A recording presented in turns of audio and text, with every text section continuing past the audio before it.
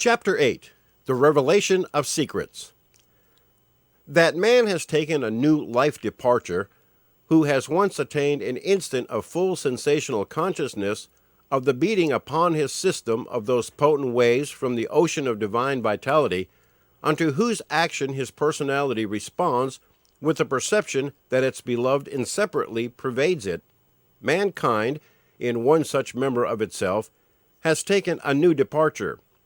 And many members of the human family today stand in such clear experience as a sign that a great cycle of preparation has rounded itself away, and that a breach in the beleaguered wall by which mankind was hedged has now been pierced, through which, in time, each member of the knit fraternity will issue forth into vast spaces that are beyond. And now, before the positive experiences which accompany the work and the repose of beings thus renewed there fade, exactly as the enshrouding mist evaporates amid the stream of morning light, all the instincts for strife which formed a part of them before. The very air is charged with peace, and the sweetness of peace impregnates with sensational quality even the vivacious fire with which their frames are now instinct. All dependence on the import of knowledges that a myriad generations have by experience and by theory rolled together vanishes in thin air, for the first repleteness of present experience leaves no room for thought of that reflected palely from any past, and the rush of this as it infills arrests the power to speculate. Retrospect ceases absolutely to be a necessity, so far at least as historical or individual retrospect is made with any view of deriving from past experiences, their causes or results, a clue to the acquisition or guidance of present experience. The value of history, of philosophy, becomes nil as a basis for the deduction of theories as to what the man of this age may feel, can know, or should know. For the machinery of sensational perception which has served the human race till now, that surface region of its psycho-rational configuration to which more or less during the terrestrial wandering its consciousness was confined, is wearing out. It is rapidly bursting asunder by the ripening and solidification of forms occupying the more interior spaces, and the consciousness of man is learning to reside in this newly formed system. Thus the sense of vital impulsion from atom centers which, ere reason has had time to register it, is termed emotion, is of another order. It is the new vintage for which the new bottles have been carefully and wisely prepared. Now, this holding capacity of the organic microism for a higher and intenser quality of force is as truly fact as the macrocosmic attainment to a new life era. However widely amongst individuals the states of preparation may seem to vary, though there may be 99 who may indefinitely remain unable to blossom forth, for one who already owns spontaneous perceptions of the processes composing him, yet each human personality holds within itself the embryos of whatever richest fruitage has evolved in any member of its kind. For as water surely finds the level of its highest plane, so does the pressing vitality that feeds the spring of life feel its sure course throughout the connected system of humanity, and with subtle shocks impulse from man to man, till that which has touched one part pervades the whole. Thus the attitude of all persons at the present day,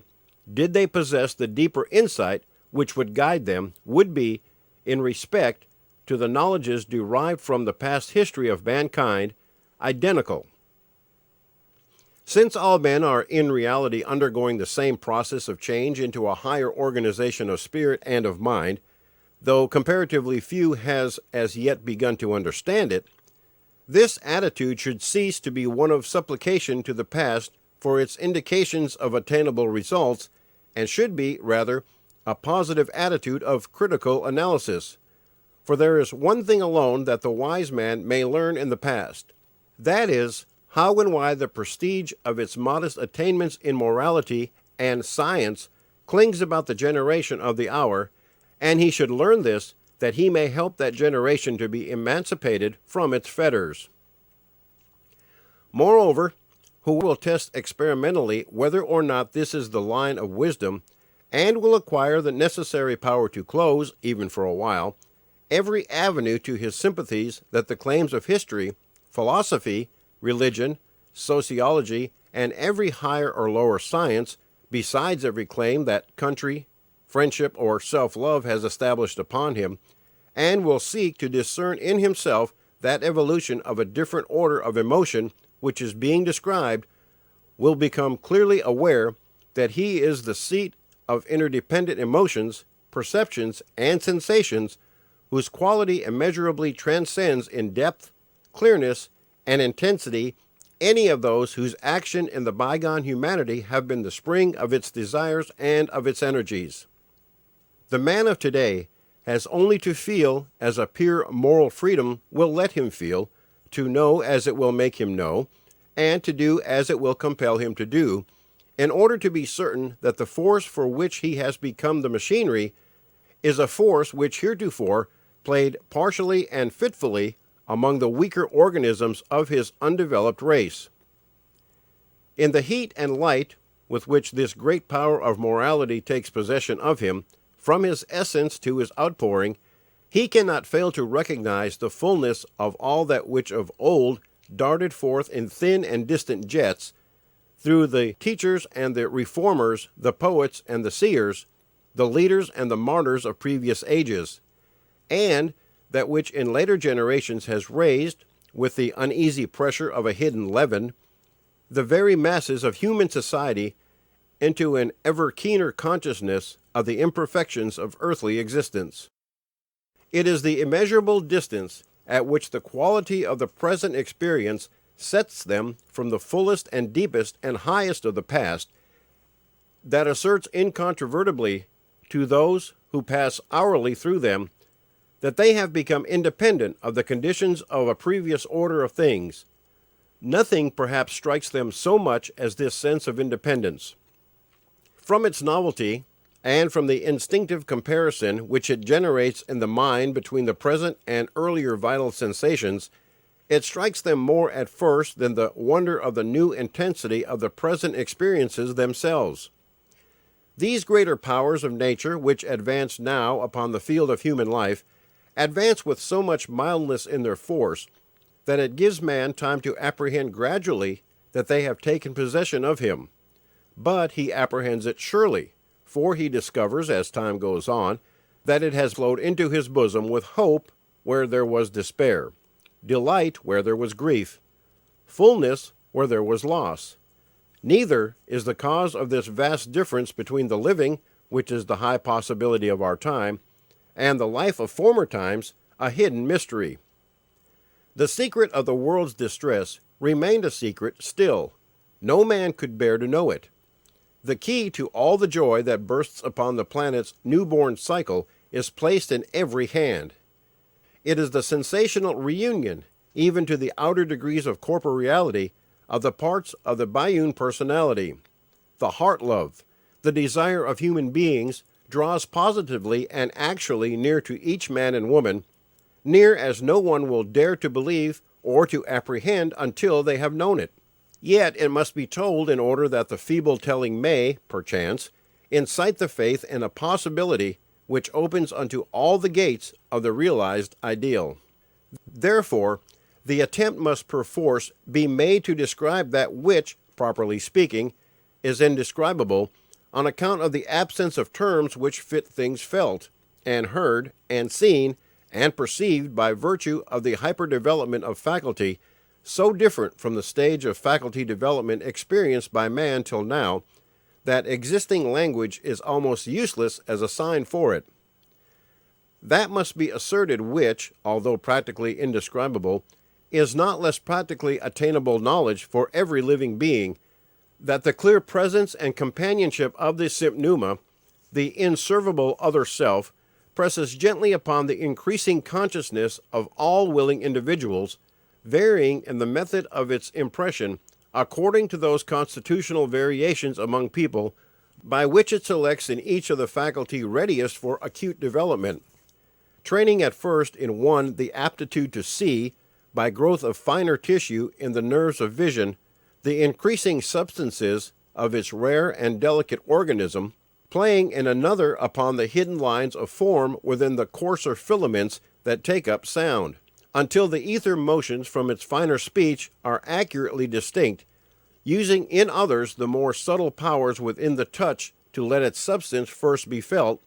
in some approaching otherwise the surface consciousness of heart and brain and body, by issuing forth upon it from unimagined organs that he folded away from the external senses,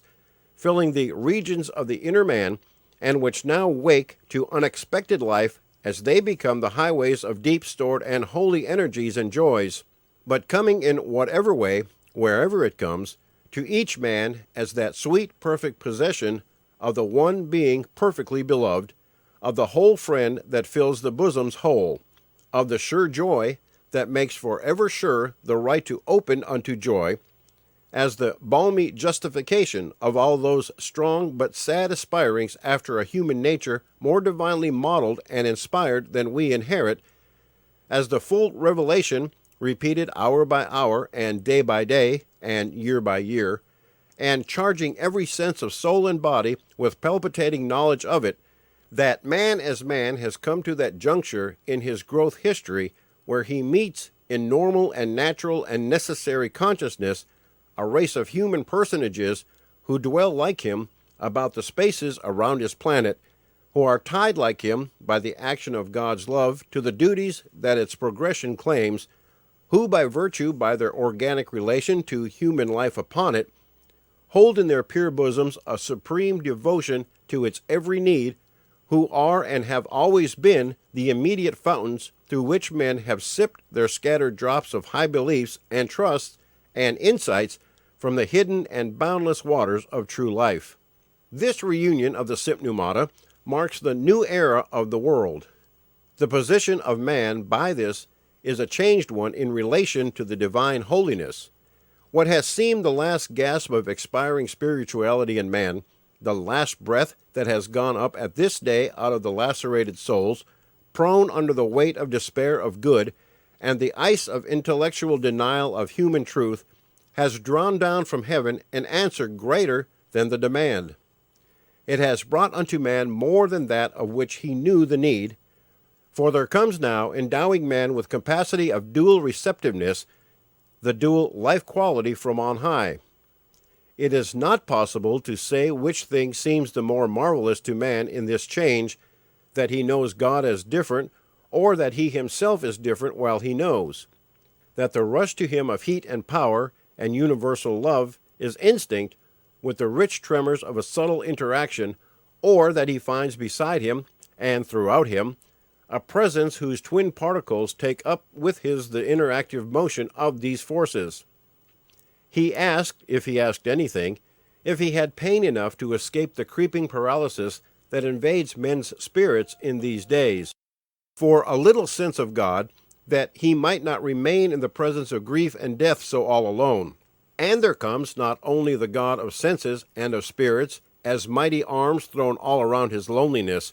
but into it the stealing sweetness of the lost Sympneuma's breath, its motion, its delight. This alters, too, man's position in regard to the world around him. He is different as he looks at it, and it looks different now to him, in his new biunity,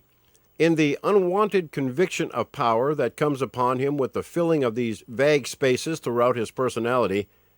He who was the victim of all earthly ill begins to take the earth in charge, for he is not full at last of all the things that the earth needs to set it right.